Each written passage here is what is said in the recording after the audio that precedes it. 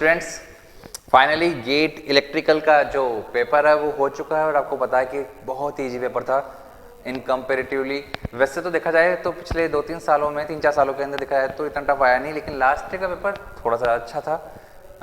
अच्छा इसलिए बोल सकते हैं क्योंकि पिछले वाले पेपर के अंदर 5-7 क्वेश्चन ही अलग थे, लगभग 7-8 क्वेश्चन तो ऐसे थे ही वहाँ पे जहाँ पर इवन गेट ने भी कुछ 3-4 क्वेश्चनों 4 या 5 क्वेश्चनों में तो अपनी गलती मानी है और 2 क्वेश्चनों के अंदर मल्टीपल ऑप्शन भी सही किए हैं। जहाँ तक याद है पिछली बार 6-7 क्वेश्चनों में से हुआ था 6 to 7 क्वेश्चन बहुत बड़ी चीज़ होती है इलेक्ट्रिकल के अंदर। ऐसा इस बार उस कंपेरिजन में देखें तो इजी है क्योंकि इस बार ऐसा कुछ चांस दिखा नहीं। बाकी मुझे नहीं पता आपके कोर्स सब्जेक्ट में क्या रहा है। कोर्स सब्जेक्ट के अंदर हो सकता है किसी क्वेश्चन में कोई, अगर आपको लगता है कि कोई ऐसा है कि जहाँ पे हम क्वेश्चन मार्क उठा सकते हैं कि क्वेश्चन सही नहीं है, तो मुझे नहीं पता, लेकिन मुझे पता है कि बाकी जो अपने कॉमन सब्जेक्ट है वो सब इजी हैं और इजीली सोल्वेबल भी है और वो सब कुछ सही भी क्वेश्चन है अपने आप में। लेकिन अब आती है बात कि अगर पेपर इजी है तो फिर उसके लिए कट ऑफ थोड़ी ऊपर जा सकती है, जो कि हाँ बिल्कुल है। आपको ओवरऑल अपना अच्छा परफॉर्मेंस देना था तो उसके अंदर सब कुछ है, लेकिन फिर भी लगभग मेरे को लग रहा है कि यहाँ पर उतना इजी नहीं है कि जितना, अगर आपको पता है कि 2018 के अंदर जो था पेपर वो कुछ ज़्यादा ही इजी था। अगर आपको पता है 2018 की अगर मैं बात करूँ, सॉरी 2018 भी नहीं, 2019 का पेपर, 2018 का भी इजी था, 2019 का पेपर बहुत ज़्यादा इजी था। 2019 के अंदर तो जैसे सोनाली वगैरह है वो 89.66 मार्क्स पे 97 रैंक थी, मतलब इतनी ऊपर चली गई थी। तो वो लेवल तो नहीं है इस पेपर का। इस पेपर में थोड़ा सा तो शायद अच्छे क्वेश्चन भी थे 1-2, तो वो क्वेश्चन यहाँ पे जरूर मिलेंगे। जैसे कंट्रोल सिस्टम के अंदर एक 26 dB वाला क्वेश्चन जो था उसमें अच्छा क्वेश्चन था वो, तो कुछ क्वेश्चन तो अच्छे हैं यहाँ पर फिर भी ओवरऑल देखा जाए तो पेपर इतना टफ नहीं था। और रही बात ऐसे कुछ जगह पे EMT सोने पे सुहागा होती है। लास्ट ईयर 10 नंबर की आई थी, इस बार 6 मार्क्स की आई है। EMT को आप अवॉइड नहीं कर सकते। जो मैं देखता हूँ इलेक्ट्रिकल वाले सोचते हैं कि चलो हटाओ EMT को, कौन पढ़े भाई, EMT जान है। मेरी TRP है यार, EMT इतने प्यार से हम पढ़ते हैं, मेरी TRP है। और ये जितने भी मैं देखता हूँ कि जो ओवरऑल कहीं पे भी देखो तो इंडिया के अंदर जो ओवरऑल जो जहाँ पे भी है ना होल्ला मचाते रहते हैं, वो देख रहा हूँ क्वेश्चंस के अंदर मिस्टेक्स कर रहे हैं, फिर बाद में आपस में 2 लोग मिलकर इसको सही कर रहे हैं, पता नहीं क्या कर रखा है। और कुछ लोगों ने बिना बात बहुत बड़ा कर रखा है EMT को, बहुत ही बड़ा कि मतलब अपने आप ही छोड़ दे बीच में ही, मतलब 6-6 महीने तक चल रहा था उनकी, रोज पढ़ा रहे थे। कुछ लोग क्या कर रहे थे, सिंपल मैं 10 साल से सब्जेक्ट को पढ़ा रहा हूँ, हमेशा से बोलता आया हूँ कि 90% केस में तो ऐसा होगा कि वो सारे क्वेश्चन आपके पढ़े हुए में से ही आए, थ्योरी में से आए। 10% केस इसलिए होता है लाइक कभी कभार वो बाउंड्री तोड़ के क्वेश्चन पूछ लेता है, और बाउंड्री तोड़ के पूछने के अंदर भी बहुत सी बार तो खुद ही अपने लूप में फंस जाता है। जैसे 2012 के अंदर EMT के अंदर वो अपने ही लूप में खुद ही फंस गया था, कुछ क्वेश्चन जो दिए थे इसका आंसर मैच नहीं कर रहे थे। तो वो वाली कहानी का स्कोप यहाँ इसलिए हो जाता है कि एक तो इलेक्ट्रिकल वाला पोर्शन है थोड़ा सा बड़ा जा रहा है, वहाँ पर हम तो इलेक्ट्रिक डायपोल को भी कवर करके चलते हैं, मैंने कोई अभी तक ये भी आ सकता है, जबकि अब देखा जाए तो कहाँ तक कवर कर रहे हैं। लेकिन क्योंकि जो उसने बोला है बेसिक ऑफ इलेक्ट्रोस्टैटिक्स के अंदर कोई बहुत बड़ी चीज़ नहीं होगी, कल को वो उस क्वेश्चन को भी टच कर ले, इलेक्ट्रिक डायपोल को भी, जैसे कि मैग्नेटिक डायपोल को भी तो हम पढ़ते ही हैं, इलेक्ट्रिक डायपोल को भी वो टच कर सकता है।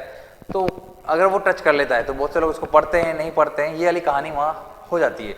बट फिर भी एक एजम्पशन को, क्योंकि आपके माइंड में ओपन होना चाहिए सब्जेक्ट कि हाँ सब्जेक्ट थोड़ा सा जा रहा है आगे तक। इवन मैं तो कह रहा हूँ कि हर सब्जेक्ट के अंदर आपके माइंड में ओपन होना चाहिए कि ये इन्फिनिटी को अप्रोच कर रहा है, तो हम एक ही जगह ना चले, हम थ्योरी को कवर करते जा रहे हैं। हमें इतना तो पता है कि जो 90% केस है वो तो मुझे मजबूत करना है, स्ट्रॉन्ग करना है, और वो जो मेरे अंडर कवरेबल है, और स्पेशली यहाँ EMT में तो अच्छे से नजर आ रहा है कि वो मुझे अच्छे से करना है।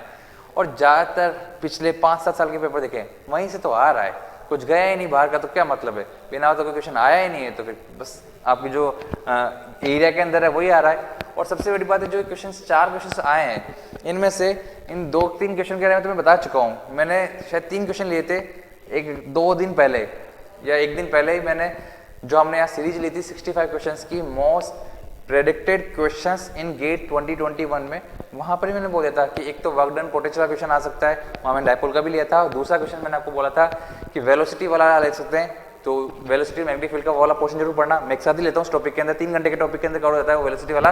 पूछा गया QV क्रॉस B, मैंने बोला कि QV क्रॉस B से जो फोर्स आता है उससे जो डायरेक्शन बनती है हेलिकल पाथ वगैरह का क्वेश्चन बन सकता है, तो एक मैंने वहाँ बात की थी। और तीसरा क्वेश्चन की मैंने बात की थी जब मैंने बोला था सीधा एज इट इज कि मैग्नेटिक फील्ड दिया होगा और कोई कॉन्स्टेंट के पूछ लेगा और बिना कुछ बताया कि ये मैग्नेटिक फील्ड कौन से रीजन में है, क्योंकि ऐसा क्वेश्चन वो पूछ सकता है, ऐसा मुझे लगता था, क्योंकि IIT बॉम्बे का जब 2013 और 2005 का पेपर लिखता हूँ तो वहाँ से आइडिया हुआ था, और पूछ लिया आप लोगों को। तो मतलब 4 में से 3 क्वेश्चन तो ऐसा होता है कि हमने टोटल 3 या 4 क्वेश्चन की बात की, उनमें से आ रहे हैं 3 या 4 क्वेश्चन में से भी 3 क्वेश्चन आ जाना बड़ी बात होती है ना यार। तो ये भी बहुत बड़ी चीज होती है क्योंकि इतना इजी और इतना प्रेडिक्टेबल आता है। हालांकि ईसी के अंदर थोड़ा सा अलग हो सकता था सीन, तो वो हुआ भी है कि ईसी के पेपर के अंदर कुछ चीजें जो थी वो जो न्यू सिलेबस ऐड करने के बाद भी नहीं पूछी गई और कुछ चीजें जो हटा दी गई फिर भी पूछ ली गई, जैसे माइक्रो प्रोसेसर हटाने के बाद ही पूछ लिया गया था, तो वो ईसी की कहानी अलग हो सकती है। बट फिलहाल इलेक्ट्रिकल की बात करें तो सब कुछ इजीली मैनेजेबल था। अब आते हैं सबसे पहले फर्स्ट क्वेश्चन की ओर। क्वेश्चन नंबर 1 बहुत आसान था क्वेश्चन ये। ए 1 micro coulomb point charge is fixed at the origin. देखिए अब इस क्वेश्चन को भी हम सोल्व कर लेते हैं, और क्योंकि यहाँ पर ऐसे क्वेश्चंस को तो हम बहुत क्वेश्चन सोल्व करते हैं, ऐसे तो बहुत एग्जाम्पल ही जाते हैं यार। मतलब अगर जिस तरह से मैं देखता हूँ कि बाकी के लोग बिना बात का गीत गाते रहते हैं कि ये क्वेश्चंस मैंने पढ़ाया, ऐसी बात करें तो फिर तो सारे क्वेश्चंस अपन ने पढ़ाए हैं, उससे आया है। लेकिन बात ये है कि इस क्वेश्चंस की मैं बात कर रहा हूँ तो ऑनेस्टली इस तरह क्वेश्चंस कितने साल कर रखे हैं अपन ने, इससे भी अच्छे अच्छे क्वेश्चंस किए हैं। यहाँ चार्ज बोल दिया है इसने एक 1 माइक्रो कूलम्ब है, बहुत अच्छी बात है सर। अब पोटेंशियल डिफरेंस की वजह से या वर्क डन जो होता है एक्सटर्नल वर्क डन वाले क्वेश्चंस, मतलब इवन टेस्ट सीरीज हो, चाहे क्लास की थ्योरी हो, चाहे उसके अंदर मिशन रिलेटेड के क्वेश्चंस हो, यहाँ पे बहुत सारे अच्छे अच्छे क्वेश्चन लेते हैं अपन। उस तरह के हर तरह के क्वेश्चंस ले चुके हैं अपन। अब ये क्वेश्चन उनमें से एक है सिंपल सा कि 1 माइक्रो कूलम्ब अगर कोई चार्ज दे रखा है तो उसकी वजह से एक 10 micro coulomb is moved from 0,10,0। तो पहले तो हम बोले थे कि ये मेरा एक्स एक्सिस है, ये वाई है और ये जेड है। तो यहाँ पर मैंने 0,10,0 ले लेता हूँ। मैं देख रहा था कि इसका सॉल्यूशन जैसे मैंने करवाया हाथों हाथ, जैसा रफ सा डायग्राम मैंने बनाया, बाकी कोचिंग भी वैसे वैसे रफ सा डायग्राम बना के इस क्वेश्चन का सॉल्यूशन दे रही थी, जो कि पहले नहीं दिया। EMT के क्वेश्चन उन्होंने ले लिए पहले, बाद में ये क्वेश्चन देखा और उसको ऐसे बना दिया। ठीक है, सबका अपना अपना तरीका होता है, बट फिर से कह रहा हूँ कि क्वेश्चंस को अगर आप और अच्छे से दिखाएं, ढंग से प्रेडिक्ट करें, तो देखो 0,10,0 पे 10 माइक्रो कूलम्ब का चार्ज था, जो कि सबसे पहले जाता है 5,5,5। 3D के अंदर ही होना चाहिए, मैं अच्छे से बताऊँ तो 5,5,5 का होना चाहिए सर, यहाँ कहीं ये है आपका पॉइंट 5,5,5 और उसके बाद फिर 5,0,0 पे आता है। तो सर 5,0,0 ये होगा, ये 5 और हाइट भी 5 ले रखी है अपन ने। हालांकि फिर 10,0,0 को कहीं अलग दिखाइए आप सर, ये यहाँ पे लिखाना चाहता हूँ 10 माइक्रो कूलम्ब चार्ज यहाँ पे था पहले, और फिर ये डिस्टेंस 5, समझ रहे हैं, मैं हर चीज़ का ध्यान दे रहा हूँ इसलिए, और ये हाइट भी 5। हालांकि इन सब की जरूरत ही नहीं है। तो कहना चाह रहा है कि क्वेश्चन सर पहले चार्ज यहाँ से यहाँ ले जाता हूँ, फिर यहाँ से यहाँ ले जाता हूँ, अब स्ट्रेट लाइन से लेता हूँ, किसी भी पाथ से लेता हूँ, मुझे क्या फ़र्क पड़ता है? मुझे क्या फ़र्क पड़ता है सर? क्यों? किस पाथ से लेके जा रहे हैं उससे फ़र्क नहीं पड़ेगा वर्क डन निकालने के लिए? तो बताओ कैसे फ़र्क पड़ेगा सर? जो वर्क डन होता है W एक्सटर्नल सर, वो अपने आप में क्या होता है सर? Q। मैं इस पॉइंट का नाम देता हूँ कि ये A से B जा रहा है, तो सर Q पोटेंशियल VAB, जो कि निकल के आता है VB माइनस VA, जिसको मैं बोलता हूँ VBA, potential difference between B and A। इस सब बातों का बहुत अच्छे से ध्यान दे रहा हूँ मैं। हालांकि अगर इसको ऐसे लिखता तो मैं बोलता -Q A से लेके B तक E डॉट DL। तो सर इसके अंदर ये जो पाथ है वो बताओ, उसको इंडिकेट करेंगे, इलेक्ट्रिक फील्ड निकालेंगे, फिर इसका DL वेक्टर देखेंगे कौन से पाथ से जा रहा है। क्यों करूँ जब मुझे पता है कि जो ये स्टैटिक चार्ज है, ये जो वर्क डन क्यों हो रहा है इस 1 माइक्रो कूलम्ब चार्ज की वजह से इसमें जो वर्क डन हो रहा होगा। क्यों सर? तो बड़े आराम समझो, इस 1 माइक्रो कूलम्ब के चारों ओर इलेक्ट्रिक फील्ड रहा होगा। इस इलेक्ट्रिक फील्ड के अंदर जब भी मैं किसी दूसरे चार्ज को मूव कराऊंगा तो वर्क डन करना पड़ेगा। फील्ड भी कर सकता है, मैं भी कर सकता हूँ, कुछ भी पूछा हो। एक्सटर्नल वर्क डन का फॉर्मूला ये है, इसका minus times electric work done होता है। हमें पता है कि सर अगर एक्सटर्नल वर्क डन का फॉर्मूला ये है, तो हमने देखा था कि यहाँ पर अगर ये स्टैटिक चार्ज की वजह से फील्ड है तो ये फील्ड अपने आप में पाथ इंडिपेंडेंट है, कंजर्वेटिव फील्ड है, यानी कि इसका कर्ल 0 आता है। स्टैटिक इलेक्ट्रिक फील्ड हमेशा देखा, स्टैटिक चार्ज की वजह से इलेक्ट्रिक फील्ड हमेशा क्या होता है? कंजर्वेटिव इन नेचर होता है।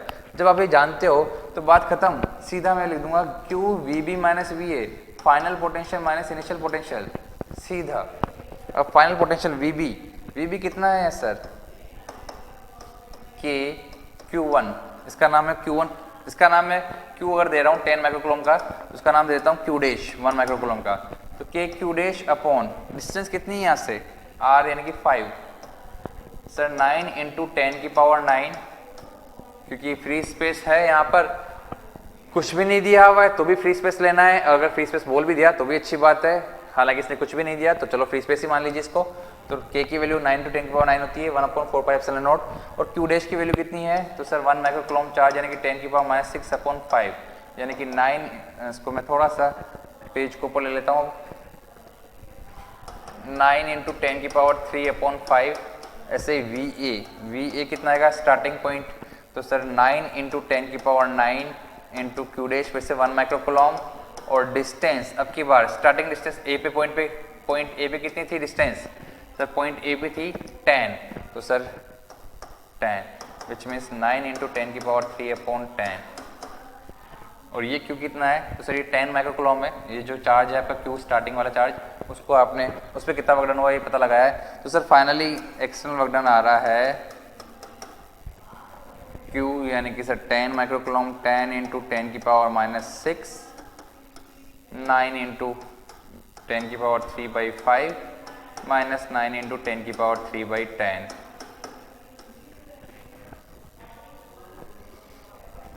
तो ये आ चुका है आपके लिए 9 × 10⁻⁻2/5 1 - 1/2 मिली जूल में पूछा था शायद इसने, तो आपको पता है कि सर इसका मतलब 9 मिली जूल वर्क डन आ रहा है। 9 इज द राइट आंसर। 9 × 10⁻3 बार ले लिया, 1/5 भी कॉमन ले लिया मैंने, तो ये 10⁻4 10⁻2 बचेगा और 1 - 1/2। ये कुछ आंसर आना चाहिए इस क्वेश्चन का, बहुत सिंपल क्वेश्चन था। 9 milli joule is the right answer. Even अच्छा क्वेश्चन तब बनता है जब प्लस और माइनस के अंदर भी सोचना पड़ जाए कि +9 है या -9 है। हालांकि आपको पता चलना चाहिए कि ये फॉर्मूला सबसे अच्छा क्वेश्चन तो इसमें ये पूछे जाते थे कि एक्सटर्नल वर्क डन का जो फॉर्मूला होता है वो आया कैसे। और आपको पता है कि मेरा पूरा एक वीडियो पड़ा हुआ है यूट्यूब के ऊपर इलेक्ट्रिक पोटेंशियल का 3 आवर्स का, जो कि बेस्ट वीडियो है। और ज़्यादातर स्टूडेंट बोलते हैं सर उस एक वीडियो ने सब कुछ क्लियर कर दिया, ये माइनस प्लस की जो मिस्टेक होती है पोटेंशियल की वो सारा कुछ वहाँ से क्लियर हो चुका है। तो वहाँ पे आपको अच्छे से देख लें, क्योंकि आपको पता होना चाहिए वहाँ पर कि हमने बात की थी वहाँ पर कि F.dl क्या होता है सर, वर्क डन होता है। फिर मैंने समझाया था कि जो फोर्स है वो क्या होता है, तो सर वो QE होता है .dl। एंड फिर मैंने कहा था कि ये तो हो गया तुम्हारा जो वर्क डन आ रहा है इलेक्ट्रिक फील्ड के अंदर। अगर एक्सटर्नल वर्क डन करना पड़ जाए तो उसको आप बोलेंगे -QE.dl। माइनस टाइम्स होता है, हमने देखा था कि जो कंजर्वेटिव फील्ड में आपने अगर जितना भी आप बात करने की जिस पूरे एक जिसे कहते हैं ना निकाय के ऊपर, जो कि आपके ऊपर एक ग्रुप है, उसके अंदर टोटल वर्क डन जो है एक्सटर्नल प्लस फील्ड के द्वारा जो वर्क डन है उसका सम 0 होना चाहिए।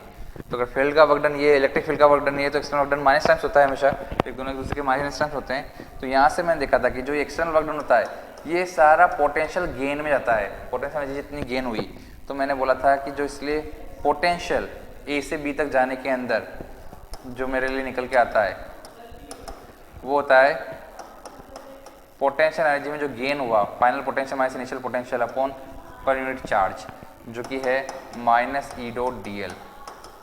कहाँ से कहाँ तक, ए से बी तक। इसको मैंने अपना एक अलग सिंबल से डिनोट किया, नीचे मैंने एरो बनाया। इंडिया में केवल मैं ही हूँ जो इसको इस तरह से डिनोट करता है, क्योंकि मैंने देखा है कि बहुत सारी फैकल्टी इसको सिखाते वक्त माइनस प्लस की गलती कर देती है। क्योंकि देखता हूँ कि एच सी वर्मा, हेड, सड़ीकू, इनमें सब में कहीं ना कहीं कुछ ना कुछ अलग अलग बात लिखी हुई थी। कुछ लोग VAB को VA - VB बोलते हैं, कुछ लोग VAB को VB - VA बोलते हैं, क्योंकि बात वो दोनों सबके सब सेम कर रहे होते हैं, पर वो अलग अलग तरीके से समझा रहे होते हैं। एक पोटेंशियल डिफरेंस की भाषा में समझा रहा होता है, एक केवल इस लैंग्वेज में समझा रहा होता है। तो मैं ये बोलना चाहता हूँ कि मेरे लिए ये जो VAB वो A से B की ओर जाते वक्त, इलेक्ट्रिक फील्ड में A से B की ओर जाते वक्त पोटेंशियल है। ऑब्वियसली मैंने ये वेक्टर साइन ऊपर नहीं बनाया क्योंकि पोटेंशियल वेक्टर नहीं होता है, पर ऑब्वियसली मैंने डायरेक्शंस के साथ इसको बताया है क्योंकि ये फील्ड में जानने वाला डायरेक्शन है। हालांकि मैंने बताया कि अब ये जो अगर आप देखेंगे तो निकल के आता है VB - VA। अगर हम स्टैटिक फील्ड के अंदर देखेंगे तो उसका क्या आंसर आता है VBA, potential difference between B and A, VB - VA आता है। तो यहाँ से हमने एक चीज़ सीखी थी कि जो VAB होता है वो होता है हमेशा VB - VA। आपको समझ में आ चुका। तो यही external work done upon charge Q के बराबर भी है। आपने क्यूब से डिवाइड कर दिया या क्यू को इधर से डिवाइड कर दिया, external work done upon Q भी कर सकते हैं इसको आप। तो कुल मिला के आंसर आ चुका है सर कि एक्सटर्नल वर्क डन क्या आना चाहिए हमेशा QVAB, यानी कि QVB - VA। ये साइन वाइन की कोई गलती नहीं होनी चाहिए। मैं चाह रहा था कि कुछ साइन की मिस्टेक कराए, माइनस माइनस कुछ लेके आए, पर यहाँ पर ऐसे कोई मिस्टेक नहीं की होगी आपने, फिर तो क्वेश्चन कुछ भी नहीं था। 9 milli joule is the right answer. चलिए नेक्स्ट क्वेश्चन को चलते हैं। क्वेश्चन नंबर 2 क्वेश्चन नंबर 2 बहुत सिंपल है। ऐसा क्वेश्चन के लिए मैंने एक नाइट पहले ही बात की थी, ओनली एक नाइट पहले ही मैंने बात की थी कि कोई कांस्टेंट पूछ सकता है आपसे, कोई मैग्नेटिक फ्लक्स डेंसिटी दे देगा और आपसे पूछ रहा है कि इस कांस्टेंट की वैल्यू क्या है, क्योंकि इसमें कुछ भी नहीं बात करेगा वो कि मैग्नेटिक फील्ड में क्या है, कौन से फील्ड में है, कौन से रीजन में है, होमोजेनियस मीडियम है, टाइम वेरिंग फील्ड है, कुछ भी नहीं बोलेगा आपको और फिर भी आपको आंसर देना पड़ सकता है इसके अंदर। तो ऐसे क्वेश्चन के लिए हम क्या कर सकते हैं, ऐसे क्वेश्चन के लिए मैं आपको बता दूं फिर से कि आपको del dot B equal to 0 करना है, क्योंकि मैग्नेटिक फ्लक्स डेंसिटी हर रीजन के अंदर हमेशा सोलेनोइडल होती है, वहाँ कोई सोर्स या सिंक नहीं होता है मैग्नेटिक फ्लक्स डेंसिटी का, और ये रूल हमेशा काम करता है, चाहे कुछ बात बोल रहा हो चाहे ना बोल रहा हो। अब कुछ लोग मुझसे बोले थे, कुछ स्टूडेंट्स की सर इसके अंदर del cross B equal to 0 कर सकते हैं क्या, del cross H equal to 0 कर सकते हैं क्या? किसने कहा? किसने कहा था कि ये स्टैटिक मैग्नेटिक फील्ड है? किसी ने नहीं कहा। आपको ये मानना ही नहीं है कि del cross B equal to 0 कर सकते हैं क्या? सर यहाँ पर तो हो रहा था, हो रहा हो नहीं हो रहा हो मुझे फर्क नहीं पड़ता, बट हम del cross B equal to 0 नहीं लगा सकते, क्योंकि ये कोई यूनिवर्सल ट्रुथ नहीं है।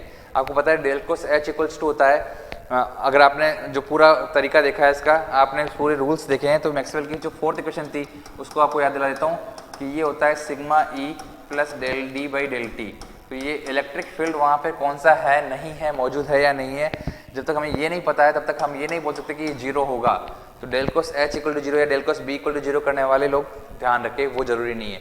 और बस ऑब्वियसली अगर डेल कोस एच भी 0 जाए तो जरूरी नहीं डेल कोस बी 0 होगा। सर क्या बात कर रहे हैं, बी इक्वल टू म्यू होता है तो म्यू को 0 के नीचे भेज देंगे तो 0 आएगा, डेल कोस बी भी वो तब होगा जब आपने होमोजेनियस मीडियम मान रखा है। ये सब छोटी छोटी बातों के बारे में मैंने अच्छे से चर्चा की है अपने चैप्टर के अंदर, मैक्सवेल इक्वेशंस के अंदर डिटेल में समझाया है। EMT आपका बहुत ही प्यारा हो जाएगा, आप प्लीज़ रिकमेंड आप पढ़िए। कुछ जो वीडियोस हमने शेयर भी करके हैं, कुछ जो आपको कोर्स लेके आप पढ़ सकते हैं, समझ सकते हैं इसको कि EMT कितनी आसान है, कितना आसान सब्जेक्ट है ये, और मैं 10 साल से इसको डील कर रहा हूँ बहुत अच्छे से। बाकी आप और सब्जेक्ट भी देख सकते हैं, सिग्नल सिस्टम को भी मैं डील करने वाला हूँ और उसको भी एप्लीकेशंस लेके आऊँगा। तो देखिए आपके लिए सब कुछ ईजी था, और स्पेशली EMT का जो हवा है वो बहुत ही आपके लिए आसान पेपर बन जाएगा अगर आप उसको ध्यान से देखेंगे, इस क्वेश्चन को देखेंगे और थ्योरी को पढ़ेंगे पहले। तो इसके इतने एनफ एग्जाम्पल्स मैंने ले रखे हैं कि आपके लिए क्वेश्चन तो बहुत ही ईजी हो सकता है। बट फिलहाल के लिए अब यहाँ वहाँ बात ना करते बोल देता हूँ कि सर इस क्वेश्चन में करना क्या था, बस सिंपल सा del dot B equal to 0, ये यूनिवर्सल है, ये हमेशा वर्क करता है। स्टैटिक फील्ड हो चाहे टाइम वेरिंग फील्ड हो, होमोजेनियस फील्ड हो नॉन होमोजेनियस फील्ड हो, del dot B equal to 0 तो हमेशा ही रहेगा, कोई फर्क नहीं पड़ता उसको। तो जब बी देर कैसे बोला, कौन सा बी आपके लिए पॉसिबल है, इसने सिर्फ बोला ही है which one of the following, which one of the following vector function represent the magnetic field B। तो sir del dot B equal to 0 हो रहा हो, डाइवर्जेंस 0 होने का मतलब आप जानते हैं अगर B मेरे लिए अपने आप में bx ax के प्लस by ay के प्लस bz az के है, तो आप जानते हैं कि sir del dot B equal to क्या होता है, तो सर होता है del bx by del x plus del by by del y plus del bz by del z, और ये 0 होना चाहिए। यानी कि यहाँ पर कौन सा हो रहा है, तो सर अब देखिए tan x में ये 10 बचेगा, यहाँ पर सर ये z का 0 दे देगा और यहाँ पर 20y का भी 0 दे देगा, तो ओवरऑल आंसर 10 आएगा। क्यों, y के रेस्पेक्ट में डिफरेंशिएट करूंगा तो इसको 0 देगा, z के रेस्पेक्ट में ये 0 हो जाएगा, पर ये 10 बचेगा। इसका मतलब ये नहीं पॉसिबल है कि मैग्नेटिक फ्लक्स डेंसिटी को रिप्रेजेंट करे। यहाँ पर भी सेम कहानी, ये 0 देगा x के रेस्पेक्ट में, y के रेस्पेक्ट में ये 0 देगा, पर z के रेस्पेक्ट में ये -10 देगा, तो कि -10 भी रॉन्ग आंसर है।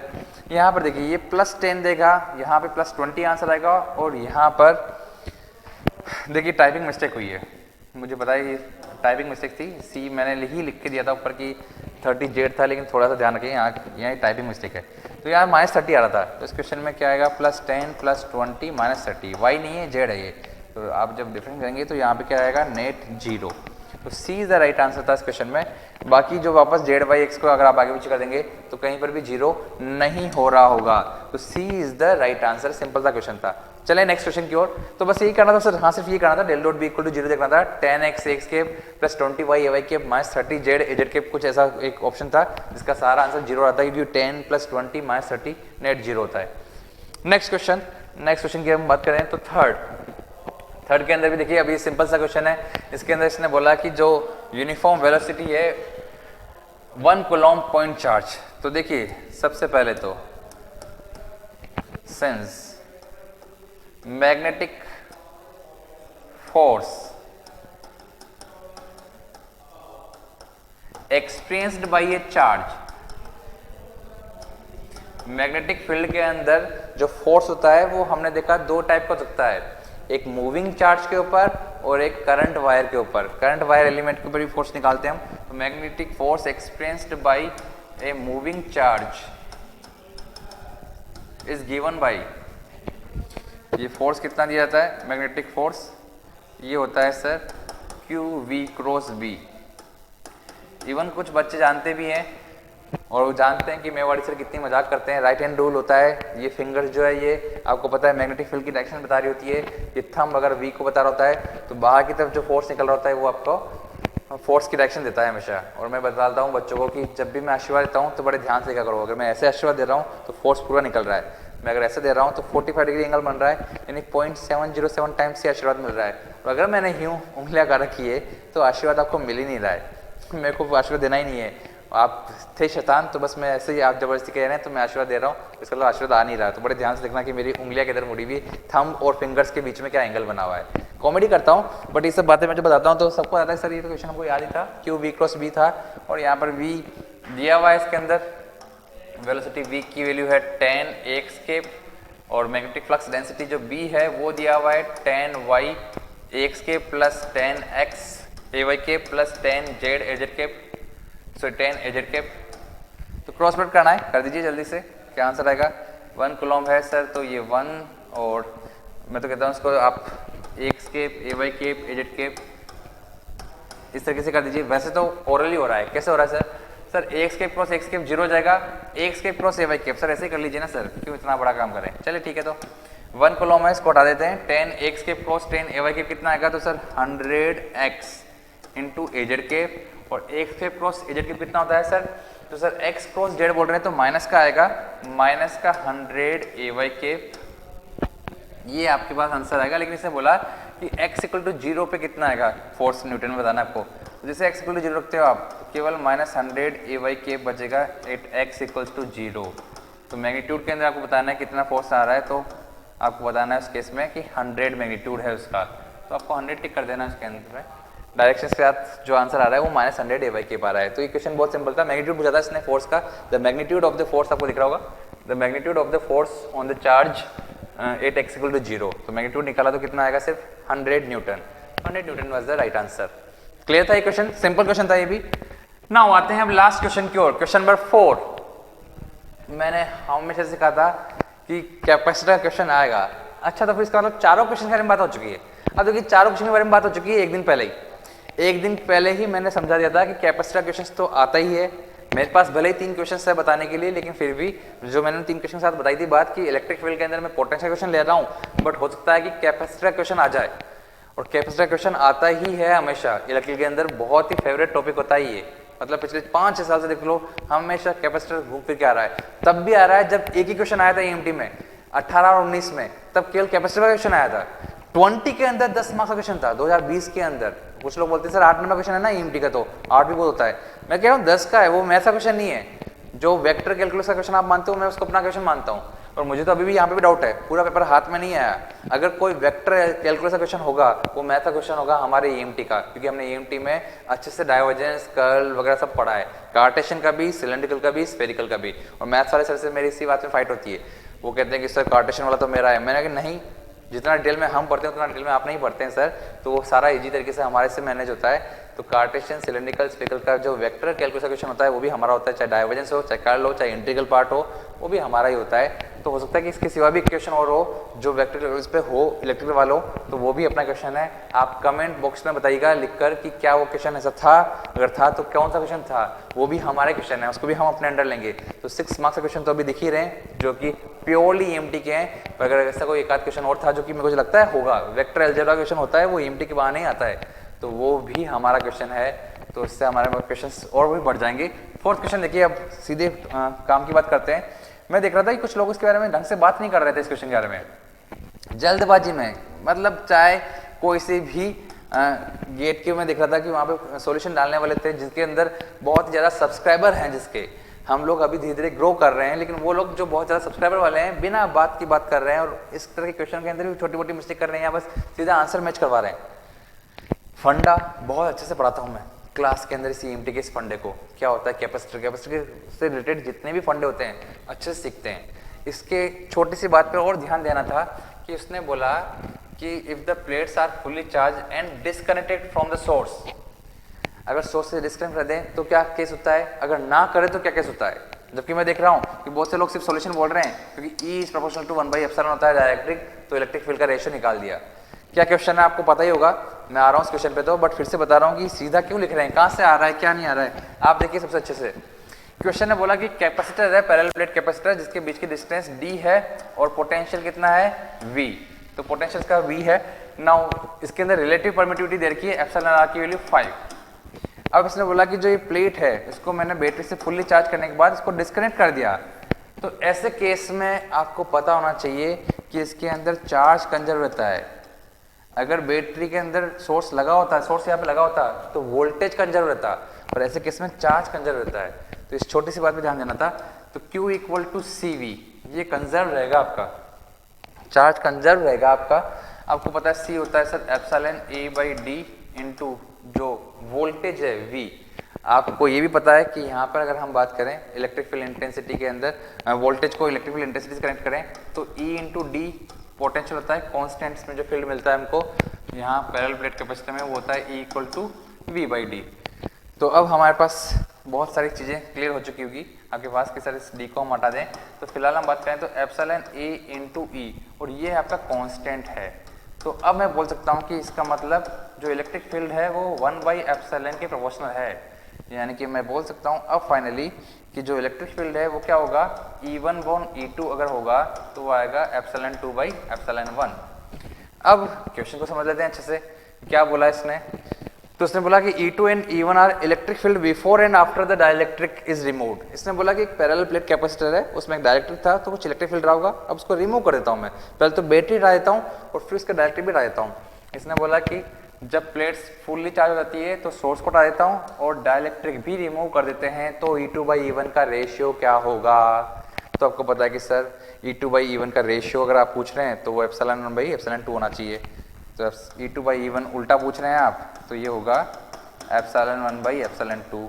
अब एक बार जान लें कि E2/E1 है क्या, तो E2 है बिफोर और E1 क्या है आफ्टर। तो यानी कि जब डायरेक्ट्रिक को रिमूव नहीं करते उससे पहले, तो पहले तो सर इसका मतलब आप जानते हैं कि जो E2 है ये बिफोर वाला है, इसका मतलब ये 5 टाइम्स था। अब रिमूव करने के बाद E1 है तो ये केवल एप्सिलॉन और टाइम्स है, तो यानी 1/5 इज द आंसर। तो अगर यही लैंग्वेज में दिया हुआ है तब तो 1/5 होगा, अगर लैंग्वेज में E1 E2 को बदल रखा है तो 5 हो जाएगा। कॉन्सेप्ट क्लियर होना चाहिए कि कॉन्सेप्ट क्या है, फंडा क्या है, तो फंडा है इसके अंदर क्लियर होना चाहिए आपके सामने। तो ये इस क्वेश्चन का आंसर है, और यही हमारे पास 4 क्वेश्चंस थे जो इलेक्ट्रिकल के अंदर पूछे गए थे EMT के अंदर। तो ये चारों क्वेश्चंस मैंने यहाँ सोल्व करवा दिए हैं। इसके सिवा भी अगर कोई क्वेश्चन था तो वेक्टर अलजेब्रा का वो भी EMT का ही होगा, और कोई क्वेश्चन था तो मेरे पास सिर्फ ये 4 क्वेश्चन आए थे तो वो मैंने मेमोरी बेस्ड जो क्वेश्चन थे उनके हिसाब से ये सोल्व कर दिए। इनमें से स्पेशली मैंने हर चीज़ का ध्यान रखा है क्योंकि जो स्टूडेंट्स थे और जो गए थे यहाँ पे कुछ मटेरियल के अंदर बनाने वाली फैकल्टी थी वो गई थी, तो वो पूरे क्वेश्चंस को जितना हो सकता है उनको याद रख के और लेके आ जाती है और बाहर आती है लिखकर हमको बता देती है कि क्या क्वेश्चंस आए थे। इसलिए हम मेमोरी बेस्ड क्वेश्चन को कुछ हद तक प्रेडिक्ट भी कर लेते हैं। बट अगर कोई एक आध क्वेश्चन है तो आप मुझे कमेंट बॉक्स में जरूर बताइएगा, मैं उसका आंसर भी आपको दूंगा। बट अब ओवरऑल बात करें फीलिंग की, तो EMT बहुत कूल सब्जेक्ट है, बहुत सिंपल सब्जेक्ट है। बट माइंड में आपको क्या रखना चाहिए कि हर सब्जेक्ट की एक लिमिट होती है जो कि अंदर जा रही होती है। आप किसी के पीछे अंदर ना घुस जाएं, इन्फिनिटी की ओर ना चले जाएं। हम यानी कि स्पेशली अगर मैं बात करूँ तो मैं ही इस सब्जेक्ट को बहुत दूर तक डील करके आता हूँ, पर वो जो दूर होता है वो भी इतना अच्छा होता है कि मुझे पता था कि या तो इस साल आ चुका है, आएगा या अब आने वाला है। उसको ध्यान रखते हुए जो मैंने पढ़ा दिया उसके आगे आपको नहीं पढ़ना। उसके आगे कुछ आ रहा है वो पूरे इंडिया के लिए सबके लिए टफ होगा, वो किसी को नहीं पता होगा, आपको सोचने की जरूरत ही नहीं है। पर जो मैंने लिया उसको उतने आसान तरीके से इजीली समझते हुए आपको डील करना होता है। तो ये पेपर यहाँ मैं ख़त्म करता हूँ, नेक्स्ट हम देखेंगे अब सिग्नल सिस्टम को भी। तो thank you. If you really like the video, please hit the like button, share the video, subscribe to our YouTube channel and press the bell icon for the latest updates. Thank you.